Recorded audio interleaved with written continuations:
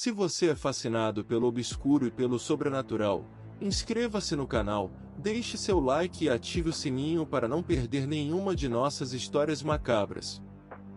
Sua presença fortalece as sombras. O Banquete de Sangue na Terra Roxa, por Teodoro Villanova. A poeira vermelha do interior paulista, no final do século XIX, tinha um cheiro peculiar. Não era apenas o aroma de terra seca e café, mas algo mais denso, quase metálico, que grudava na pele e nas narinas dos viajantes desavisados. A pequena vila de São João das Almas não constava na maioria dos mapas da província. Era um aglomerado de casas de pau a pique e casarões coloniais decadentes, escondido entre vales profundos e matas fechadas, onde o sol parecia ter preguiça de brilhar com toda a sua força. Foi nesse cenário desolador que o jovem tropeiro, Matias, encontrou-se após perder sua mula e parte de sua carga em um deslizamento de terra. A noite caía rápida e impiedosa, trazendo consigo um frio cortante e o uivo solitário de lobos-guará ao longe.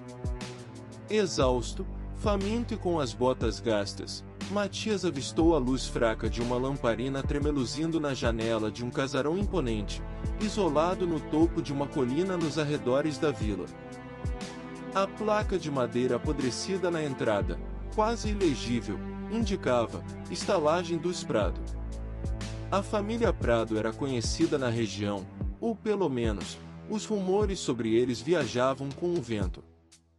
Diziam que eram hospitaleiros, que ofereciam a melhor refeição num raio de 100 léguas, mas também diziam que quem entrava na estalagem raramente era visto partindo. Matias, cego pela necessidade, ignorou os sussurros de sua intuição e bateu a pesada porta de carvalho. A porta rangeu, revelando a figura imponente do patriarca, Coronel Honório Prado. Um homem de feições duras, barba espessa e olhos escuros que pareciam absorver a pouca luz do ambiente. "Perdido, meu jovem?" perguntou ele, com uma voz que soava como cascalho sendo esmagado. "Entre. A noite não é gentil com os forasteiros por estas bandas." O interior da estalagem era surpreendentemente quente e acolhedor. O cheiro de carne assada e temperos fortes inundou os sentidos de Matias, fazendo seu estômago roncar em protesto. Na sala de jantar, uma longa mesa de madeira maciça estava posta com prataria reluzente e taças de cristal, um contraste bizarro com a rusticidade do lugar. Ao redor da mesa, a família Prado aguardava. Havia Dona Eulália, a matriarca, com um sorriso maternal que não alcançava seus olhos frios e calculistas. Seus filhos, os gêmeos Cássio e Caio, rapazes robustos de olhares vazios, e a jovem Isadora, cuja beleza pálida e etérea escondia uma melancolia perturbadora. "Sente-se, rapaz", convidou Dona Eulália, apontando para a cadeira na cabeceira oposta à do coronel. "Você chegou bem a tempo para o jantar." A refeição foi servida com uma fartura que Matias não via há meses. Pedaços suculentos de carne, assados à perfeição, acompanhados de raízes e um vinho tinto espesso como sangue. "Que carne é esta, coronel?" perguntou Matias, após devorar o primeiro pedaço com avidez. "É macia, saborosa, nunca provei nada igual." O coronel sorriu, um sorriso que revelou dentes amarelados e afiados. "É uma especialidade da casa, meu jovem. Uma receita de família, passada de geração em geração. Criamos nosso próprio rebanho, com muito cuidado e dedicação." Enquanto comia, Matias começou a notar detalhes perturbadores. A prataria tinha iniciais diferentes gravadas, nenhuma delas sendo um P. As roupas que os gêmeos usavam pareciam pertencer a homens de diferentes estaturas e profissões. E o olhar de Isadora, fixo nele, carregava uma mistura de pena e fome. A conversa fluiu, animada pelo vinho forte. O coronel contava histórias de caçadas e batalhas antigas, enquanto Dona Eulália fazia perguntas sutis sobre a vida de Matias, sua família, se alguém o esperava em seu destino. "Sou sozinho no mundo, senhora", respondeu ele, sem perceber o brilho de satisfação que cruzou os olhos da matriarca. "Apenas eu e a estrada." "Perfeito", murmurou Cássio, ou talvez fosse Caio.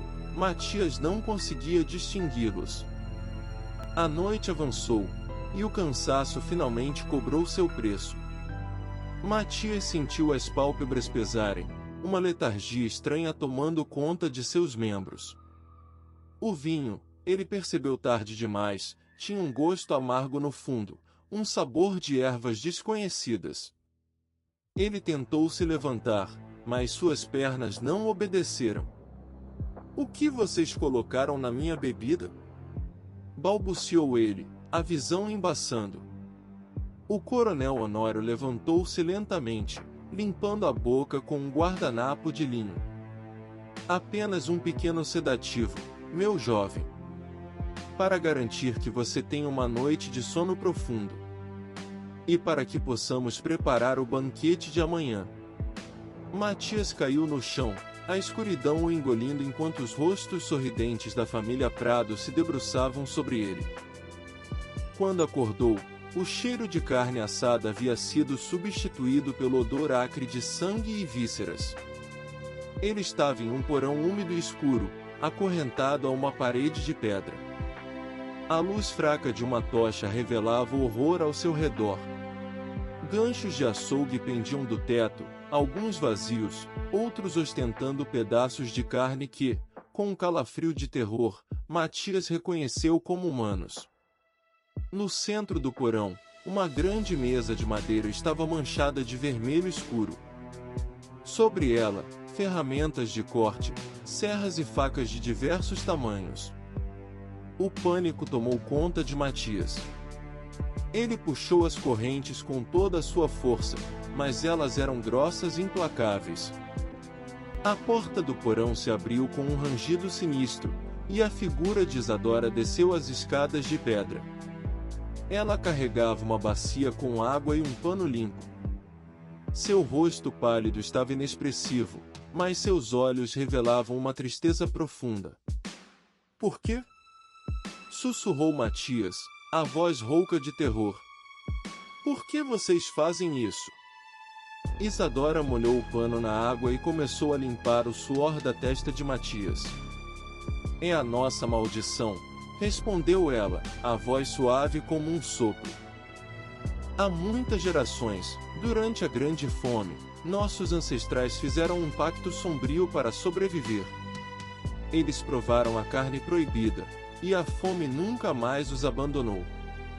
Ela passou para nós, correndo em nossas veias como um veneno."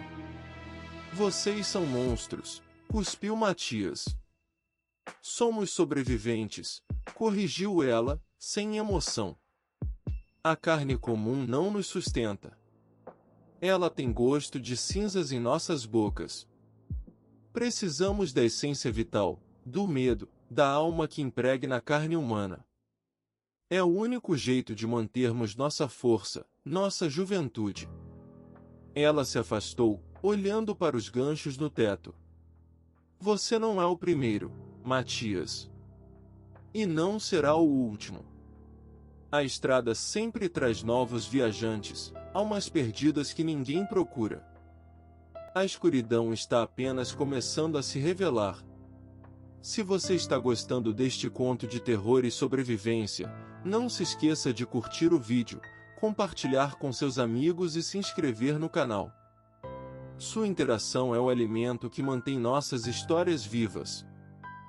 Os dias que se seguiram foram um borrão de terror e agonia para Matias.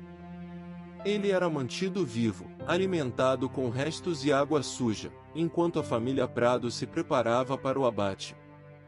Ele ouvia os passos pesados do coronel no andar de cima, as risadas cruéis dos gêmeos, e o som constante de facas sendo afiadas. A cada noite, Isadora descia ao porão. Ela não participava das torturas físicas, mas sua presença era uma tortura psicológica. Ela contava histórias das vítimas anteriores, descrevendo com detalhes macabros como cada um havia sido preparado e consumido. Ela falava da carne tenra das crianças, do sabor forte dos homens mais velhos, da doçura das mulheres jovens.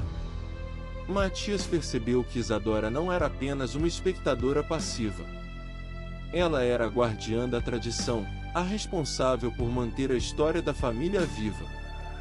Ela se alimentava do medo dele, assim como os outros se alimentariam de sua carne. A esperança de fuga diminuía a cada dia. As correntes eram fortes, e o porão não tinha janelas. A única saída era a porta pesada de madeira, sempre trancada por fora. Matias começou a perder a sanidade, conversando com as sombras, implorando por misericórdia a deuses que pareciam tê-lo abandonado. Até que, em uma noite de tempestade, a oportunidade surgiu. Um raio atingiu a estalagem, causando um incêndio no andar superior. O pânico se instalou entre a família Prado. No meio da confusão, a porta do porão foi deixada destrancada. Matias, impulsionado por uma força que ele não sabia que possuía, conseguiu se soltar das correntes, quebrando o próprio pulso no processo. Ele subiu as escadas cambaleando, o cheiro de fumaça misturando-se ao odor de sangue. A cena no andar de cima era caótica. As chamas consumiam as paredes de madeira, iluminando os rostos aterrorizados da família Prado. O coronel tentava apagar o fogo com baldes de água, enquanto Dona Eulália gritava ordens aos gêmeos. Matias não hesitou. Ele correu em direção à porta da frente, desviando dos escombros em chamas. Mas Isadora bloqueou seu caminho. Seus olhos, antes tristes, agora brilhavam com uma fúria assassina. Ela segurava uma faca de açougueiro, a lâmina refletindo a luz do fogo. "Você não vai a lugar nenhum", sibilou ela. "Você é o nosso jantar." Matias, desesperado, avançou sobre ela. A luta foi breve e brutal. Ele conseguiu desarmá-la, mas não antes que ela cravasse a faca em seu ombro. Com um grito de dor, ele a empurrou para o lado e correu para a noite escura e chuvosa. Ele correu sem olhar para trás, o som das chamas e os gritos da família Prado ecoando em seus ouvidos. Ele correu até seus pulmões queimarem, até suas pernas cederem, até cair exausto na lama fria. Quando a manhã raiou, Matias foi encontrado por um grupo de tropeiros. Ele estava delirando, coberto de sangue e fuligem, murmurando sobre canibais e maldições. Eles o levaram para a cidade mais próxima, onde ele foi tratado por um médico local. Matias sobreviveu, mas as cicatrizes físicas e mentais nunca desapareceram. Ele nunca mais voltou a São João das Almas. A estalagem dos Prado foi reduzida a cinzas, e a família nunca mais foi vista. Alguns dizem que eles pereceram no incêndio, consumidos pelas chamas que eles mesmos haviam provocado. Outros dizem que eles escaparam, e que continuam vagando pelas estradas do interior, caçando viajantes desavisados para saciar sua fome insaciável. Mas Matias sabia a verdade. Ele sabia que o mal não morre tão facilmente. Ele sabia que, em algum lugar, nas sombras da noite, a família Prado ainda estava lá, esperando por sua próxima refeição. E ele sabia que, enquanto houvesse viajantes solitários e estradas escuras, o banquete de sangue nunca teria fim. A lenda da família Prado se espalhou pela região, tornando-se um conto de advertência para os viajantes. As mães usavam a história para assustar as crianças desobedientes, e os tropeiros evitavam a rota que passava por São João das Almas. A vila, antes próspera, tornou-se um lugar fantasma, assombrado pelas memórias de um passado sombrio. Anos mais tarde, um jovem escritor chamado Teodoro Villanova fascinado por histórias de terror e folclore local, decidiu investigar a lenda da família Prado. Ele viajou para São João das Almas, agora uma ruína esquecida pelo tempo. Ele explorou os restos carbonizados da estalagem, buscando pistas sobre o destino da família canibal. O que ele encontrou lá, nas profundezas do porão que havia sobrevivido ao incêndio, mudou sua vida para sempre. Ele encontrou diários, registros macabros de gerações de assassinatos e rituais profanos. Ele encontrou a verdade sobre a maldição, sobre o pacto sombrio que havia condenado a família Prado à fome eterna. E ele encontrou algo mais. Ele encontrou a inspiração para seus contos sobrenaturais, a escuridão que alimentaria sua imaginação e o tornaria um dos maiores escritores de terror de sua época. Teodoro Villanova transformou a tragédia de Matias e a maldição da família Prado em arte, imortalizando o horror em palavras que ecoariam pela eternidade. A jornada de Teodoro Villanova pelas ruínas de São João das Almas não foi apenas uma busca por fatos, mas um mergulho nas profundezas da depravação humana. Os diários que ele encontrou, encadernados em um couro estranhamente macio e pálido, detalhavam não apenas os assassinatos, mas a filosofia doentia que os justificava. O coronel Honório Prado não se via como um monstro, mas como um predador no topo da cadeia alimentar, um ser superior que havia transcendido as limitações da moralidade comum. Teodoro passava noites em claro, lendo os relatos meticulosos de como cada vítima era escolhida, seduzida e finalmente consumida. Ele lia sobre os rituais que acompanhavam as refeições, as preces profanas oferecidas a entidades obscuras que habitavam as matas fechadas. A obsessão de Teodoro pela família Prado começou a afetar sua própria sanidade. Ele começou a ter pesadelos vívidos, nos quais ele era o convidado de honra no banquete de sangue. Ele via o rosto de Isadora, pálido e triste, oferecendo-lhe um cálice de vinho tinto espesso. Ele sentia o cheiro de carne assada, um cheiro que agora lhe causava náuseas, mas que, em seus sonhos, despertava uma fome incontrolável. Ele tentou se afastar da história, tentou escrever sobre outros temas, mas a sombra da família Prado sempre o puxava de volta. Eles haviam se tornado sua musa sombria, a fonte de sua inspiração e de seu tormento. Ele percebeu que a única maneira de se libertar da maldição era contar a história deles, expor seus crimes ao mundo, transformar o horror em arte. E assim, Teodoro Villanova começou a escrever. Ele escreveu com uma fúria febril, as palavras fluindo de sua pena como o sangue de uma ferida aberta. Ele recriou a atmosfera opressiva da estalagem, o terror claustrofóbico do porão, a crueldade fria do coronel e a melancolia perturbadora de Isadora. Ele deu voz a Matias, o sobrevivente que carregava as cicatrizes daquela noite terrível. O conto, intitulado O Banquete de Sangue na Terra Roxa, foi um sucesso imediato. Os leitores ficaram fascinados e horrorizados com a história da família canibal, com a riqueza de detalhes e a atmosfera de tensão constante. Teodoro Villanova tornou-se um nome conhecido, aclamado como o mestre do terror nacional. A família Prado era um produto desse ambiente. Eles eram descendentes de bandeirantes, homens rudes e violentos que haviam desbravado o interior em busca de ouro e escravos. Eles haviam herdado a crueldade de seus ancestrais, a crença de que a força era a única lei que importava. A maldição da família Prado havia começado durante uma grande seca que havia assolado a região no início do século XIX. As plantações haviam murchado, os rios haviam secado, e a fome havia se espalhado como uma praga. Foi então que o patriarca da época, o avô do coronel Honório, tomou a decisão que selaria o destino de sua família. Ele atraiu um grupo de viajantes famintos para a estalagem, prometendo-lhes comida e abrigo. Mas, em vez de alimentá-los, ele os assassinou e serviu sua carne para sua família. O gosto da carne humana, segundo os diários, foi uma revelação. Era doce, suculenta, cheia de energia vital. A família Prado não apenas sobreviveu à seca, mas prosperou. Eles se tornaram mais fortes, mais saudáveis, mais vigorosos. Mas a fome nunca mais os abandonou. Eles haviam provado o fruto proibido, e agora estavam condenados a desejá-lo para sempre.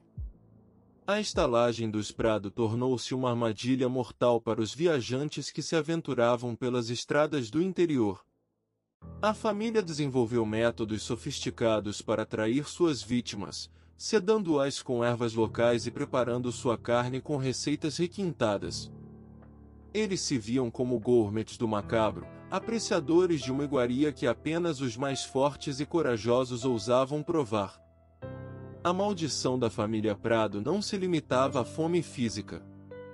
Ela também afetava suas mentes, distorcendo sua percepção da realidade e corrompendo suas almas. Eles se tornaram arrogantes, cruéis, desprovidos de empatia. Eles viam os outros seres humanos não como seus semelhantes, mas como gado, como alimento para sua fome insaciável. Isadora, a jovem de beleza pálida e etérea, era a única que parecia sentir algum remorso por seus crimes. Ela era a guardiã da memória da família, a responsável por registrar os detalhes de cada assassinato nos diários. Ela via a dor e o terror nos olhos de suas vítimas, e isso a atormentava. Mas ela era fraca demais para se opor à vontade de seu pai e de seus irmãos. Ela era uma prisioneira de sua própria família, condenada a participar de seus rituais macabros contra sua vontade. A paranoia tomou conta dele. Ele se isolou em sua casa, trancando as portas e janelas, temendo que a família Prado viesse cobrar a dívida que ele havia contraído ao roubar sua história.